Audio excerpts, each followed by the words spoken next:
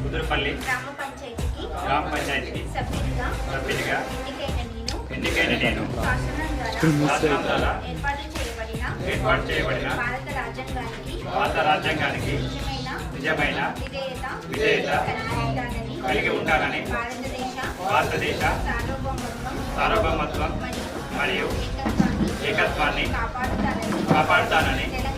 తెలంగాణ పంచాయతీరాజ్ చట్టం